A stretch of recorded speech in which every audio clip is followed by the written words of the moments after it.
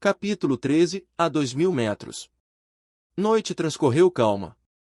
Todavia, ao acordar, sábado pela manhã, Kennedy queixou-se de cansaço e arrepios de febre. O tempo mudava. O céu cobrira-se de nuvens espessas, parecendo abastecer-se para desencadear novo dilúvio. Um melancólico lugar aquele Zumbomeiro, onde chove continuamente, salvo talvez durante 15 dias do mês de janeiro. Chuva violenta não tardou a desabar. Lá embaixo, os caminhos cortados por nulais, espécie de torrentes momentâneas, tornavam-se impraticáveis atravancados ainda por moitas espinhosas e cipós gigantescos. Percebiam-se distintamente as emanações de hidrogênio sulfuroso a que se referira o capitão Barton. Segundo ele disse o doutor, e tinha toda a razão, parece que atrás de cada espinheiro está escondido um cadáver. Que lugar horrível! Exclamou Joe. E o Sr. Kennedy não se está sentindo bem por ter passado a noite aqui. É verdade, estou com febre bem forte. Não é de admirar-se, meu caro Dick. Estamos numa das regiões mais insalubres da África. Mas já vamos sair daqui. Graças à habilidade de Joe, a âncora foi rapidamente desengatada. Por intermédio da escada, subiu a barquinha. O doutor avivou o gás e o Vitória retomou seu voo, impelido por vento bastante forte. De quando em quando, viam-se pequenas cabanas por entre o nevoeiro pestilento. Logo depois alterava-se o aspecto da região. É frequente na África que área doentia de reduzida extensão se confine com outras perfeitamente salubres. Era visível o precário estado de saúde de Kennedy. A febre abatera sua natureza vigorosa. Não era caso para ficar doente, disse ele, enrolando-se na coberta e deitando-se debaixo do toldo. Um pouco de paciência, meu caro, respondeu Ferguson. Logo você estará bom. Samuel, se você tiver na sua farmácia de viagem alguma droga que me ponha de pé, pode aplicá-lo em mim, que suportarei com olhos fechados. Tenho algo melhor que isso. Vou acabar com essa febre e você nem vai sentir. Como? É muito simples. Vou subir acima das nuvens que nos estão molhando e distanciar-me deste ar pestilento. Só peço 10 minutos para dilatar o hidrogênio. Os 10 minutos nem haviam ainda sido completados e eles já se encontravam além da zona úmida. Espere mais um pouco e sentirá a influência do ar puro e do sol. Que remédio fantástico! Exclamou Joe. Nada tem de fantástico. É até bem natural. Bem, que é natural, é. Mando tomar ares melhores, como se faz tão comumente na Europa. Neste balão, parece que a gente está no paraíso. Exclamou Kennedy, já um pouco mais à vontade. Pelo menos nos levará para lá, observou Joe com seriedade. Constituía um espetáculo curioso aquelas massas de nuvens aglomeradas abaixo da barquinha. Deslizavam umas sobre as outras, confundindo-se em magnífico brilho ao refletirem os raios de sol. O Vitória atingiu a altura de 1.300 metros e o termômetro indicava certa queda de temperatura. Não se distinguia mais a terra. A 80 quilômetros para o oeste, o Monte Rubio erguia seu cume resplandecente. Constituía o limite da região de Ugogo. O vento soprava com velocidade. Não vá voar e nos deixar aqui, patrão, exclamou Joe. De 30 quilômetros horários, mas os viajantes nada sentiam, tal a estabilidade do balão. 3 horas mais tarde, realizava-se o prognóstico do doutor. Haviam desaparecido os arrepios de febre de Kennedy e ele almoçou com apetite. Isso desmoraliza o sulfato de quinina, declarou com satisfação. Não resta dúvida, disse Joe, é aqui que virei passar minha velhice.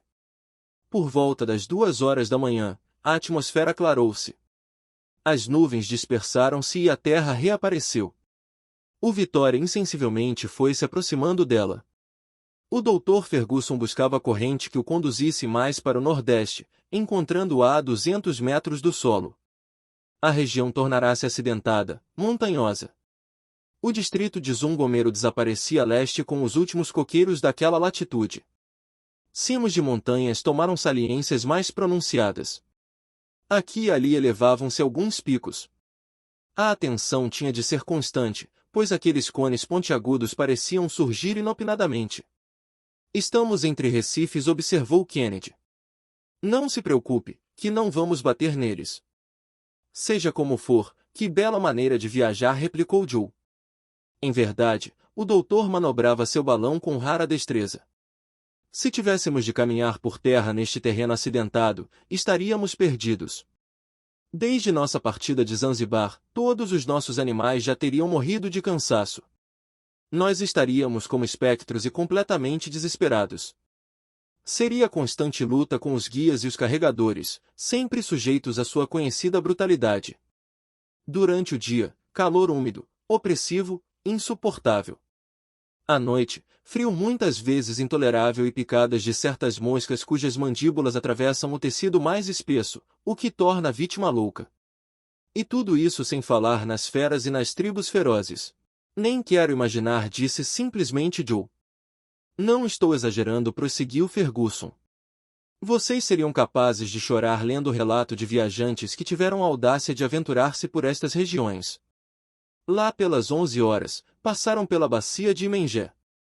As tribos esparsas que habitavam as colinas vizinhas ameaçavam em vão Vitória com suas armas.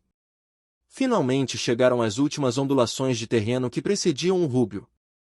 Formam a terceira cadeia e a mais elevada das montanhas do Usogara. Os viajantes tinham perfeito conhecimento da conformação orográfica da região.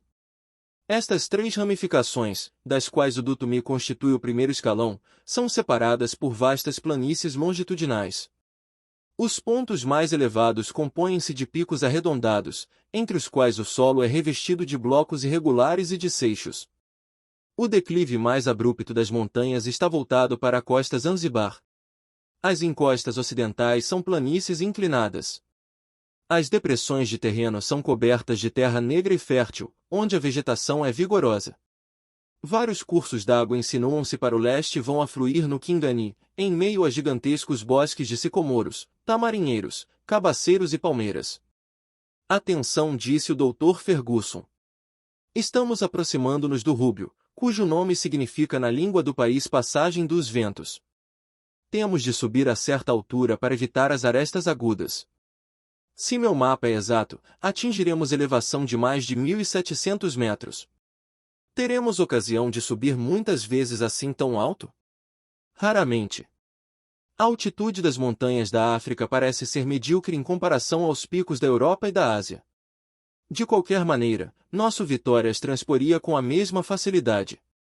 Pouco depois, o gás se dilatava sob a ação do calor e o balão empreendia caminhada vertical bastante acentuada. A dilatação do hidrogênio não oferecia qualquer perigo, e o aeróstato continha apenas 3/4 de sua vasta capacidade. O barômetro indicou elevação de 2.000 metros. Poderíamos viajar muito tempo assim? Perguntou Joe. A atmosfera terrestre tem altura de 12.000 metros, respondeu o doutor. Com um grande balão, poderíamos ir longe.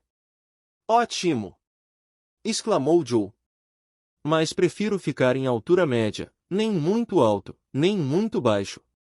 Não se deve ser ambicioso demais. A 12.000 metros, a densidade do ar diminui consideravelmente. O som propaga-se com dificuldade e a voz quase não é ouvida. A visão dos objetos lá embaixo torna-se confusa. Percebem-se apenas grandes massas indefinidas. Os homens e os animais ficam totalmente invisíveis, enquanto as estradas assemelham-se a fios e os lagos, a simples tanques. O doutor e seus companheiros sentiam-se em estado normal. Uma corrente atmosférica de extrema velocidade propulsionava-os para além das montanhas áridas, sobre cujos cumes grandes blocos de neve ofuscavam a vista. O aspecto do terreno convulsionado demonstrava trabalho neptunino dos primeiros dias do mundo. O sol brilhava no zênite, lançando atrevidamente seus raios sobre os picos desertos. O doutor fez desenho minucioso das montanhas, constituídas de 4 grupos distintos em linha reta, das quais a mais setentrional é a mais alongada. Pouco depois o Vitória descia a vertente oposta do Rúbio, margeando o litoral arborizado, de verde bem escuro. Em seguida, surgiam cumes e barrancos, anunciando espécie de deserto que precedia a região de Ugogo. Mais além, estendiam-se planícies amareladas, torrificadas, rachadas, juncadas aqui e ali de plantas salinas e arbustos espinhosos. Ao longe, embelezando o horizonte, viam-se as árvores de uma floresta. O doutor aproximou-se do solo, as âncoras foram atiradas e uma delas enganchou-se nos galhos de enorme sicômoro. Joe resvalou pelos galhos e fixou a âncora com precaução. O doutor deixou seu aquecedor em atividade para conservar o aeróstato com certa força ascensional que o mantivesse no ar. O vento acalmara-se. Agora, disse Ferguson, apanhe 2 carabinas, amigo Dick, uma para você, outra para o Joe, e tratem de trazer-me suculentas postas de antílope para o nosso jantar. A caça, exclamou Kennedy, tomando a escada e descendo a terra. Joe deslizara de galho em galho e aguardava embaixo, distendendo os membros. O doutor, com o balão aliviado do peso de seus companheiros, pôde apagar inteiramente o maçarico. Não vá voar e nos deixar aqui, patrão, exclamou Joe. Fique tranquilo, rapaz, estou bem firme. Vou por meus assentamentos em ordem. Boa caça e tenham cuidado. Daqui do meu posto, posso observar as redondezas, e se notar algo de estranho, darei um tiro de carabina. Será o sinal de reunião. Combinado, respondeu o caçador.